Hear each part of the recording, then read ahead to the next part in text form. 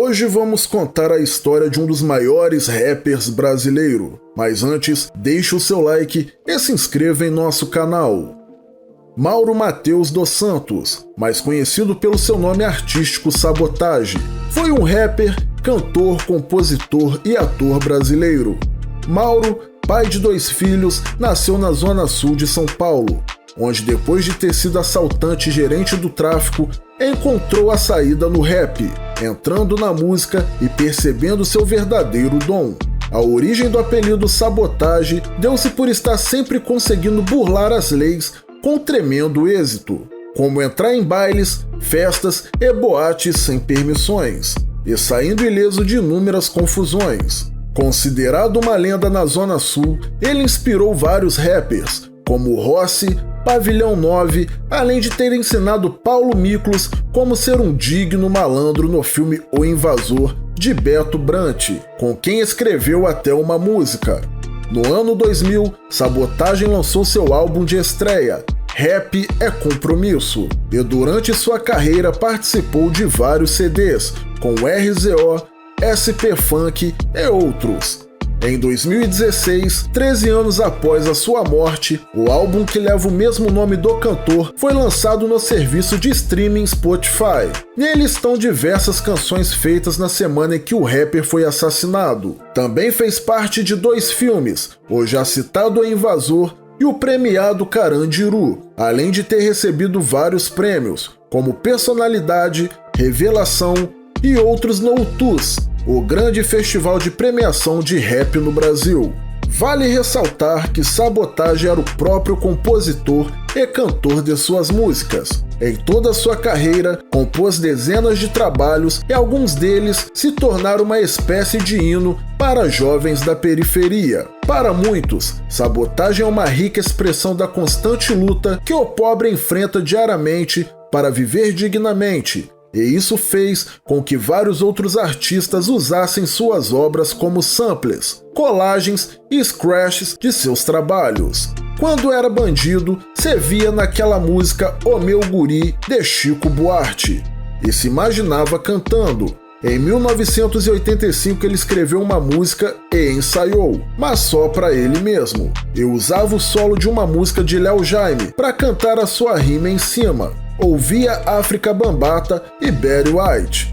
Dentre todos esses artistas, ele se identificou muito com Barry White, porque, como ele, Sabotage também perdeu seu irmão para o crime. Desde pequeno, tinha mania de andar com uma arma para assaltar pessoas. Sabotage sempre fez rimas, mas ele nunca se revelava musicalmente a ninguém. Até que em 1988 e 1989 começou a se inscrever em concursos de rap. Num deles, no Salão Zimbábue, conheceu Mano Brown e Ice Blue, ambos do Racionais MCs, que ficaram principalmente impressionados com a performance dele. Nesses concursos, você não podia ser muito contundente nas letras, mas na sua apresentação, Sabotage cantava uma música totalmente fora dos padrões do concurso, chamada Na City, e a galera não acreditava que aquele moleque tinha feito a música. E foi com o grupo RZO, que aliás é conhecido por revelar talentos para o público fora do rap, Negrali, por exemplo, que a Sabotage viu seu trabalho repercutir no rap nacional, especialmente após a gravação de várias músicas e videoclipes, bem como a apresentação destes em shows. Na sequência, Sabotage gravou seu primeiro e único disco solo, intitulado Rap é Compromisso, gravado pelo selo Cosa Nostra, o mesmo que lançou o disco Sobrevivendo no Inferno do Racionais MCs. O lançamento do seu primeiro álbum e as participações em shows, sobretudo nos do RZO, renderam ao rapper o convite para atuar em filmes do cinema nacional e, com isso, ter seu trabalho apreciado e reconhecido por um público ainda maior. Fez várias participações como na música Dorobô de Benegão, Nem Tudo Está Perdido, do Possemente Zolu com Rapping Hood, com Elião, Sandrão, Negrali, Negro Útil, KLJ em Piripaque, com Jackson, trilha sonora do Gueto, Záfrica Brasil em Gíria Criminal e com Charlie Brown Jr., A Banca e Marginal Alado e Cantando Pro Santo. Era manhã do dia 24 de janeiro de 2003, em frente ao número 1877 da Avenida Professor Abraão de Moraes, no bairro Saúde, perto de sua casa, zona sul de São Paulo, quando Sabotage levou sua mulher, Maria Dalva da Rocha Viana, ao ponto de ônibus. Na despedida, disse à esposa que iria para o Fórum Social Mundial de 2003, em Porto Alegre. Após entrar no carro, segundo testemunhas, foi abordado por um homem que disparou 4 vezes. Sabotage foi atingido com 2 tiros na coluna vertebral, enquanto os outros 2 atingiram sua mandíbula e sua cabeça. O rapper foi encontrado ao lado de seu carro às 5h50 da manhã. Ao lado foi encontrada uma máscara preta. Ele chegou a ser reanimado por 30 minutos no Hospital São Paulo, mas devido ao estado considerado gravíssimo, não resistiu. Especulações na época apontavam algumas possíveis causas, entre elas o envolvimento do rapper com o mundo do crime quando era mais jovem. Seus amigos e familiares, no entanto, não concordavam com essa hipótese, visto que Sabotage tinha desistido da vida criminosa por volta de 10 anos antes de sua morte. O enterro ocorreu no dia 25 de janeiro de 2003, onde a esposa do rapper Dalva não permitiu a entrada da imprensa. Sabota, como também era chamado, nunca escondeu de ninguém seu envolvimento com atos ilícitos no passado de sua vida. Sabotage estava em uma fase tranquila de sua vida. Na comunidade do Boqueirão, no bairro Jardim da Saúde, em São Paulo, Sabotage viveu os últimos 3 anos em vida com seus filhos, Wanderson dos Santos e Tamires dos Santos. O julgamento do assassino de Sabotage estava previsto para iniciar em 28 de abril de 2010, aproximadamente 7 anos e 3 meses após o acontecimento. No entanto, ele acabou sendo adiado para 12 de julho, pela ausência de uma testemunha imprescindível pela acusação, segundo a juíza Fabíola Oliveira Silva.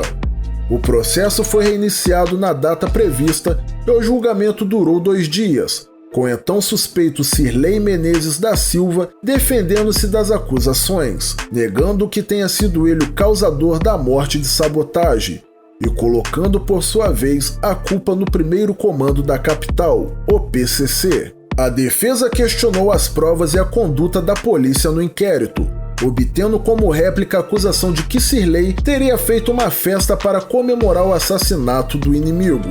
Aproximadamente às 17h30 de 13 de julho de 2010, o júri se reuniu para decidir e por volta das 18 horas o resultado se tornou público. Sirlei Menezes da Silva foi condenada a 14 anos de prisão. Após a sua morte, teve como documentário Sabotage Nós. É um documentário que retrata a caminhada do maestro do Canão em direção ao seu disco de estreia, Rap é Compromisso, apresentando a perspectiva dos produtores, amigos e colaboradores que participaram ativamente do trabalho. Em paralelo, é contada a história da família RZO e do momento áureo do rap nacional ao final dos anos 90. O documentário é intercalado por cenas dos filhos de Mauro Matheus dos Santos, Wanderson Sabotinha e Tamires, mostrando o cotidiano da favela do Boqueirão, onde moram e onde viveu Sabotage após sua saída do Canão. E também o documentário Sabotage, o Maestro do Canão, que é um documentário dirigido por Ivan 13P e produzido por Denis Feijão e Ivan 13P. O documentário, que reúne depoimentos de amigos e familiares, teve sua pré-estreia no dia 23 de janeiro de 2015